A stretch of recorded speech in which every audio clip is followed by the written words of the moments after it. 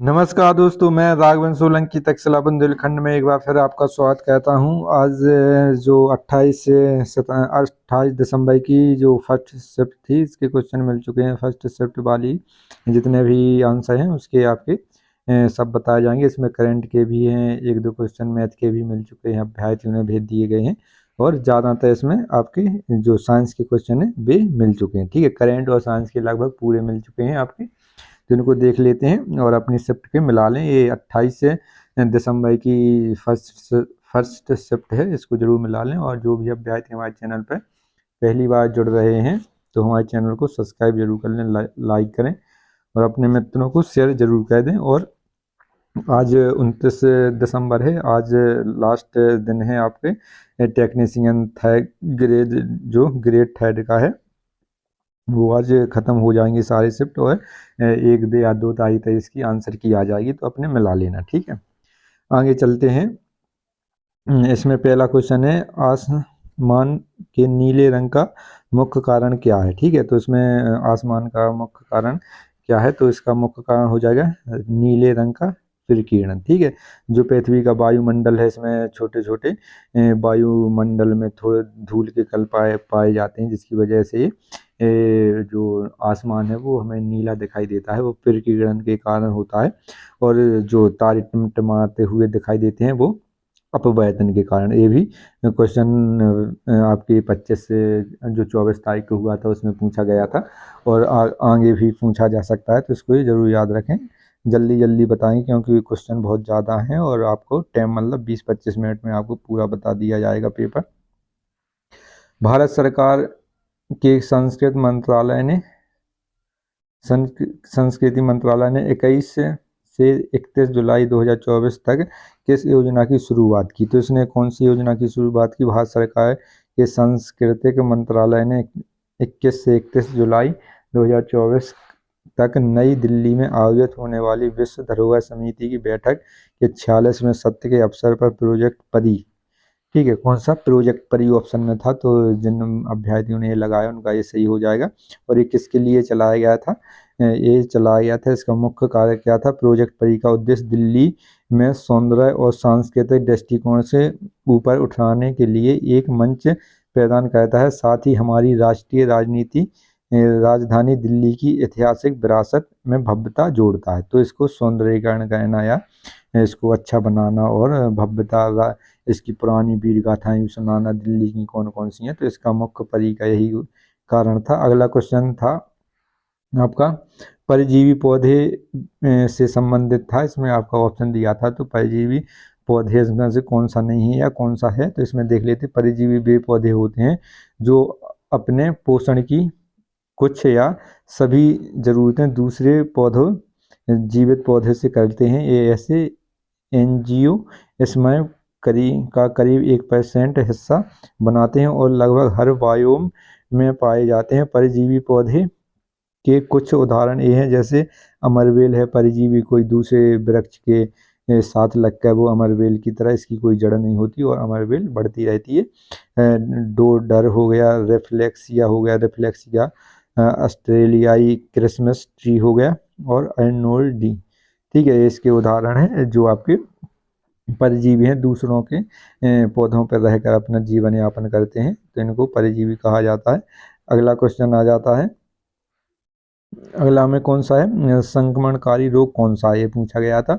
तो संक्रमणकारी रोग जनित कारकों, रोगाणुओं जैसे वायरस, जीवाणु, कवक, प्रोटोजोआ वगैरह के कारण होने वाले विकार होते हैं। ये रोग एक शरीर से दूसरे शरीर में फैल सकते हैं। संक्रमण रोगों के कुछ उदाहरण हैं, जैसे आपकी छोटी माता हो गया, चेचक हो गया, हैजा, डेंगू, ज्वर और सुजाक हो गया। तो ये किसके कारण फैलते हैं, आपके संक्रमण रोग हैं। और इसमें आपके कुछ जीवाणु से होते हैं, कुछ प्रोटोजोआ, कुछ कवक से, कुछ विषाणु से होते हैं, इसको ध्यान रखना है। प्रकाश की चाल निम्नलिखित में माध्यमों में से किसमें अधिक होती है, तो आपको 4 ऑप्शन दिए गए, तो प्रकाश की चाल देख लेते हैं। सबसे ज़्यादा आपकी निर्वात वह क्षेत्र होता है जहाँ तो ना तो इसमें वायु होती है, ना इसमें धूल के कण होते हैं, बिल्कुल शांत माहौल रहता है, उसको निर्वात कहते हैं। फिर निर्वात के बाद वायु में कम होती है और कम हो जाती है प्रकाश की चाल, द्रव में और कम, ठोस में और कम इसमें प्रकाश की चाल हो जाती है। यही अगर वायु का देखा जाए ध्वनि की चाल, ठीक है, ध्वनि की चाल देखी जाए तो गैस में सबसे कम होती है और ठोस में ये सबसे ज़्यादा होती है। आगे आगामी परीक्षाओं में गैस का पूछा जाएगा, तो गैस की सबसे अधिक चाल किसमें, ठोस में होती है, जैसे स्टील हो गया, लोहा हो गया, और सबसे कम गैस में होती है। और प्रकाश की चाल सबसे ज़्यादा आपके निर्वात में होती है, उसके बाद वायु में होती है, ध्यान रखना है। आगे चलते हैं अगले क्वेश्चन पर। निम्नलिखित में से कौन कोलाइड की विशेषता नहीं है? इसमें आपकी ऑप्शन दिए गए थे, इसमें कौन सा कोलाइड की विशेषता नहीं है? तो कोलाइड की विशेषताएं देख लेते हैं। कोलाइड एक विषमांगी मिश्रण है। विषमांगी मिश्रण वह होता है जिसमें एक पदार्थ दूसरे पदार्थ को मिला देने पर इनको फिर दोबारा से अलग किया जा सकता है। जैसे रेत एवं पानी का मिश्रण, इनको अलग किया जा सकता है। नमक एवं आयोडीन का मिश्रण, इनको अलग किया जाता है। तो इसमें देख लेते हैं, कोलाइड के कणों का आकार 1 से 1000 नैनोमीटर के बीच होता है। कोलाइड के कणों को नंगी आंखों से नहीं देखा जा सकता। कोलाइड के कणों की आदर्श कोलाइड के कणों की आदर्श गति के ब्राउन के समान होती है इसमें। और कोलाइड को शांत छोड़ देने पर इसके कण तल पर नहीं बैठते। और कोलाइड के कणों को छानन विधि से अलग नहीं किया जा सकता। मतलब कोलाइड के आपके जो नैनोमीटर हैं इतने में जब घुलते हैं तो घुल जाते हैं, और ये इनको अलग नहीं किया जा सकता। इसमें अगला क्वेश्चन है, निम्नलिखित में से कौन सा युग्म गलत है? किसी द्रव को ठोस में बदलने की क्रिया को हिमीकरण कहते हैं। किसी कोई द्रव है उसको बर्फ बन जाता है तो उसको हिमीकरण कहते हैं, ये सही है। द्रव से गैस में बदलने की क्रिया को ऊर्ध्वपातन नहीं कहते बल्कि इसे वाष्पीकरण कहते हैं। द्रव से गैस में बदलने की क्रिया को तो आपका ये भी ऊर्ध्वपातन नहीं कहते, ये भी आपका सही हो जाएगा, इसको वाष्पीकरण कहते हैं। तो ये दोनों सही हो जाएंगे। आपका ये कथन निष्कर्ष का क्वेश्चन था।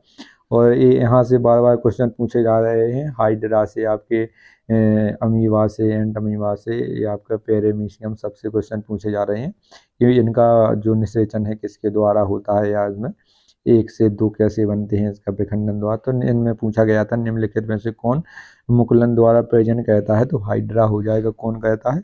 हाइड्रा। अगले क्वेश्चन पर चलते हैं। अगला क्वेश्चन आ जाता है, विषमांगी मिश्रण का उदाहरण कौन सा है? विषमांगी मिश्रण के कई उदाहरण, जैसे रेत, तेल और पानी हो गया। जैसे रेत को पानी में मिलाओ तो अलग हो सकता है, रेत को तेल में मिला दो और रेत को पानी में मिला दो तो ये अलग हो सकता है, और तेल और पानी को मिला दो तो एक परत बनी रहती है इन पर। इसके और भी उदाहरण, चीनी और नमक, ठीक है, चीनी, जैसे चीनी है और इसमें नमक है, इनको भी अलग किया जा सकता है। दाल के दाने और गंदगी, दाल के दाने और किसी अन्य चीज गंदगी मिला दो तो उनको अलग किया जा सकता है। रेत और लोहा को मिला दो तो अलग हो जाएगा। पानी और पेट्रोल में डाल दो पानी तो एक अलग परत बन जाएगी। आयोडीन और नमक में एक में। तो ये आपके विषमांगी मिश्रण है। विषमांगी मिश्रण वे होते हैं जो आपस में मिलने के बाद अलग हो जाते हैं, और समांगी मिश्रण वे होते हैं जिनको मिलने के बाद अलग नहीं किया जा सकता। जैसे चीनी का घोल हो गया, ये अन्य उदाहरण है। इसमें यही गई हैं। इसकी खासियतें क्या होती हैं विषमांगी मिश्रण की? विषमांगी मिश्रण में मौजूद हर भाग के गुण एक जैसे नहीं होते। ये जैसे रेत के अलग गुण होते हैं और पानी के अलग गुण होते हैं तो इनको अलग किया जा सकता है। इसकी संरचना एक जैसी नहीं होती है। इसके अलग अलग अवयवों के बीच साफ साफ सीमा दिखाई पड़ती है। इसमें क्या है, इसके अवयवों के बीच अलग अलग साफ साफ सीमा दिखाई पड़ती है। ज़्यादातर मिश्रण विषमांगी होते हैं। जैसे इसमें आपने पानी मिला दिया, इसमें आपने तेल डाल दिया तो इसमें एक परत सीमा दिखाई देगी जो इन दोनों को अलग करता है। इसके बाद निम्नलिखित में से कौन सा जीव अपने अनुवांशिक पीढ़ी में लिंग का निर्धारण नहीं करता? तो आपको उसमें केंचुआ ऑप्शन दिया गया था तो ये आपका सही हो जाएगा। उस घोंघा भी जो अपने लिंग का निर्धारण नहीं करता है। इसके बाद करंट से क्वेश्चन था, मनु भाकर ने पेरिस ओलंपिक 2024 में कितने पदक जीते? तो मनु भाकर ने इतिहास रच दिया है इसमें।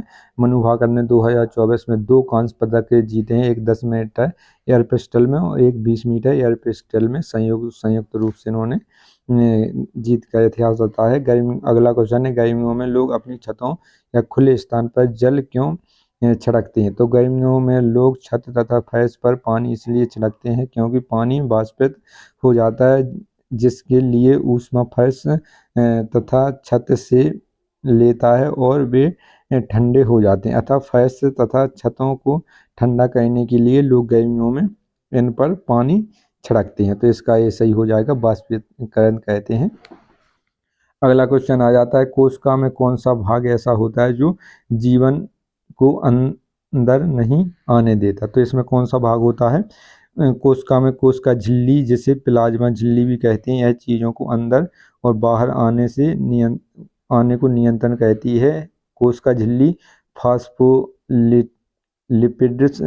की दोहरी परत से बनी होती है। तो ये ध्यान रखना, कोशिका झिल्ली हो जाएगी जो इनको जो कोशिका है अंदर और बाहर नहीं जाने देती है। इसमें आपके कोशिका द्रव और कोशिका द्रव से मिलकर बनी होती है। कोशिका किससे बनी होती है? केंद्रक और कोशिका द्रव से बनी होती है। केंद्रक में क्रोमोसोम होते हैं जो कोशिका की आनुवंशिक सामग्री होते हैं। कोशिकाओं के अंदर और बाहर पोषण तत्व और इलेक्ट्रॉन्स की आवाजाही की निगरानी प्लाज्मा झिल्ली करती है। इसमें जो इलेक्ट्रॉन आ रहे हैं जा रहे हैं तो कौन कहता है? प्लाज्मा झिल्ली। यहाँ से भी क्वेश्चन पूछे जाएंगे आगामी सप्ताह में। पादप कोशिका का निर्जीव आवरण कोशिका भित्ति होता है। जो निर्जीव आवरण है वो कोशिका भित्ति होती है। कोशिका विज्ञान के जनक रॉबर्ट हुक को माना जाता है, ये ध्यान रखना है। ये आगामी परीक्षा में पूछा गया था। इसके पहले पूछा गया था कि कोशिका की खोज कब हुई थी? 1665 में रॉबर्ट हुक ने इसकी खोज की थी। कब? 1665 में, ये ध्यान रखना है। अगला क्वेश्चन आ जाता है, वायु में फैले धूल के कणों का दिखाई देने कौन सी घटना का कारण होता है? वायु में फैले धूल के कणों का दिखाई देना डिंडल प्रभाव की वजह से होता है। यह घटना तब होती है जब प्रकाश किरणें धूल के कणों से टकराकर विकिरण बनाती हैं, विकिरणित होती हैं, तो डिंडल प्रभाव हो जाएगा, ये ध्यान रखना है। अगला क्वेश्चन है, मायोपिया है निकट दृष्टि दोष से किस लेंस का उपयोग किया जाता है? यहाँ से भी इस टॉपिक से लेंस वाले आंख वाले टॉपिक से आपके उत्तल लेंस अपतल लेंस से क्वेश्चन पूछे जा रहे हैं। तो निकट दृष्टि दोष हमने इसका वीडियो भी बनाया। तो अपतल लेंस, इसको इंग्लिश में कॉन्वेक्स लेंस कहते हैं, और हाइपरमेट्रोपिया जिसको दूरदृष्टि दोष कहते हैं, इसका दूरदृष्टि दोष से हटाने के लिए कहते हैं। तो ये आगामी परीक्षा में पूछा जा सकता है। इसके बाद निम्नलिखित में से कौन सा एक कोशिकीय जीव है जो अलग होकर अपनी एक नई संरचना का निर्माण करता है? तो खमीर हो जाएगा, जिसको ईस्ट कहते हैं। यह एक कोशिकीय जीव है जो मुकुलन के जरिए अलग होकर अपनी एक नई संरचना बनाता है। जैसे कोई एक जीव इस प्रकार का है तो मुकुलन से एक नई एक इस प्रकार की जीव निकलेगा, तो कुछ दिनों बाद ये अलग एक जीव का निर्माण ऐसे ऐसे स्वयं इसी की तरह समान हो जाएगा। तो इसको मुकुलन कहते हैं। हाइड्रा और खमीर में मुकुलन होता है, ये ध्यान रखना है, कई बार पूछा गया है। एक क्वेश्चन, निम्नलिखित में से कौन सा विकल्प संयोजन अभिक्रिया का उदाहरण है? एक संयोजी अभिक्रिया वह अभिक्रिया होती है जिसमें दो या दो से अधिक अभिकारक एकल उत्पाद बनाते हैं। जैसे कोयले का जलना संयोजन अभिक्रिया का उदाहरण है, ये याद रखना है। अगला क्वेश्चन आ जाता है, वह बिंदु जहां द्रव ठोस में बदल जाती है क्या कहलाती है? हिमीकरण। ठीक है, कोई आपका द्रव पदार्थ है वो आपका डायरेक्ट ठोस में बदल रहा है, बर्फ बन रहा है, तो उसको हिमीकरण कहते हैं, ये ध्यान रखना है। किसी वस्तु का नीचे गिरना किस कारण से होता है? जैसे गुरुत्वाकर्षण बल के कारण होता है, ध्यान रखना है। जैसे किसी वस्तु है आपकी ये 10 किलो की है तो उसी स्पीड से नीचे आएगी, कोई 1 क्विंटल की है तो वो उसी स्पीड से नीचे आएगी। ठीक है, जिससे वस्तु का जितना वजन होता है वो उसी स्पीड से गुरुत्वाकर्षण अपनी ओर आकर्षित करता है। अगला क्वेश्चन है, हाइड्रोजन परमाणु की त्रिज्या कितनी होती है? तो 53 mp इसका मानक परमाणु भार 1.008 है। इसकी परमाणु त्रिज्या 53 mp है, जो पिकोमीटर माप के लिए जानी जाती है, पिकोमीटर में मापा गया है। जब कोई व्यक्ति नाव से नाव से किनारे पर कूदता है तो नाव पीछे की ओर हटने लगती है। किस नियम का उदाहरण है? न्यूटन के तीसरे नियम का उदाहरण है। प्रतिक्रिया क्रिया प्रतिक्रिया का नियम है। जब आप इस तरफ बल लगाएंगे तो एक क्रिया भी आपकी तरफ इस तरफ बल लगाएंगे तो नाव आपकी ये है, इस पे आपकी ये नाव है जैसे, तो नाव आप जब इस पे कूदेंगे तो ये आपके पैर इस साइड क्रिया करेंगे और आप इस साइड स्थल पर आएंगे और नाव पानी में पीछे की ओर हट जाएगी। तो ये आपके तीसरे नियम का है न्यूटन का। इसमें एक मैथ का भी क्वेश्चन अभ्यार्थियों ने भेजा है। 1 से 10 के बीच 10 अभाज्य संख्याएं होती हैं, तो इसमें ये पूछा गया था 1 से लेके 30 के बीच कितनी अभाज्य संख्याएं होती हैं, तो इसमें गिनना था। इसमें 2 एक अभाज्य संख्या है तो ये भी 2 भी हो जाएगा। 2 से लेके 29 तक कितनी है इसे पूछा गया था, तो इनको जोड़कर जितना भी आंसर आ रहा था वो आपका हो जाएगा। अगला क्वेश्चन अभाज्य संख्याओं के बारे में कुछ बातें। अभाज्य संख्या वे संख्याएं होती हैं जिनके केवल 2 गुणनखंड होते हैं, एक या स्वयं। ठीक है, जैसे कोई 5 अभाज्य संख्या है तो इसका एक गुणनखंड 1 होगा या इसका स्वयं 5 होगा। जैसे कोई 7 है तो 1 और 7 से 1 कट सकती हैं और किसी से नहीं कट सकती हैं, उसको गुणनखंड कहते हैं। ये आप डायरेक्ट पॉइंट याद कह सकते हैं। 1 से 100 तक के बीच 25 अभाज्य संख्याएं होती हैं। 1 से 50 तक के बीच 15 अभाज्य संख्याएं होती हैं। 1 से 10 तक के बीच 4 अभाज्य संख्याएं होती हैं। 1 से 10 तक के बीच कौन कौन सी हैं? आपकी 2 अभाज्य संख्या है, 3 एक अभाज्य संख्या है, 5 है और आपकी 7 एक अभाज्य संख्या है। ये आपकी स्वयं से कटेंगी या 1 से कटेंगी, तो ये ध्यान रखना है।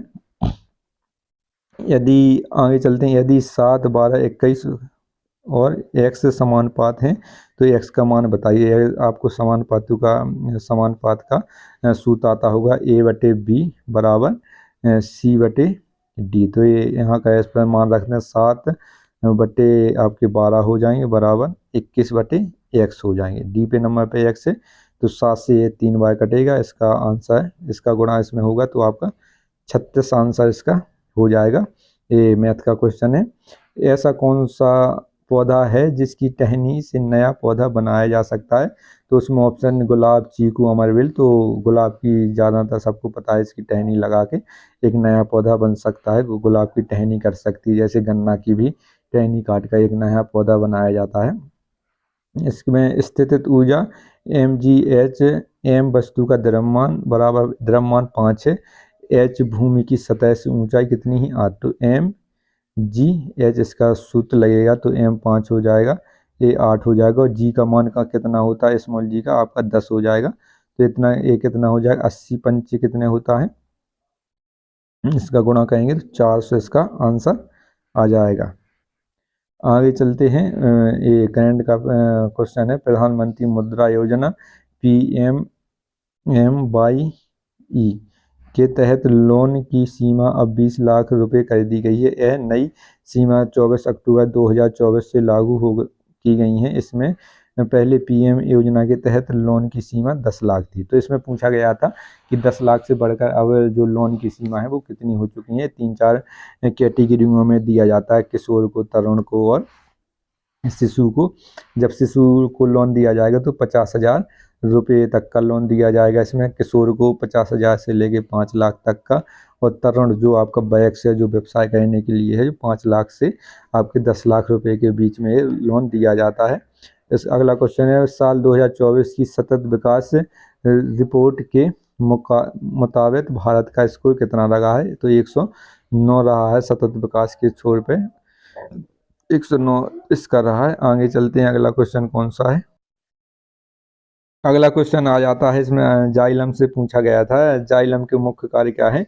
तो जाइलम का जैसे आपका ये कोई वृक्ष है तो इसका मुख्य कार्य होता है कि जो इसके जो पानी है, पानी को इनको पत्तियों तक पहुंचाना और वाष्पोजन की दर को बढ़ाना। और इसमें एक और जाइलम होता है, एक फ्लोएम होता है। फ्लोएम का काम है कि यहाँ पर जो पोषण बन रहा है, यहाँ पर जो बन रहा है, इनको नीचे जड़ों तक पहुँचाना।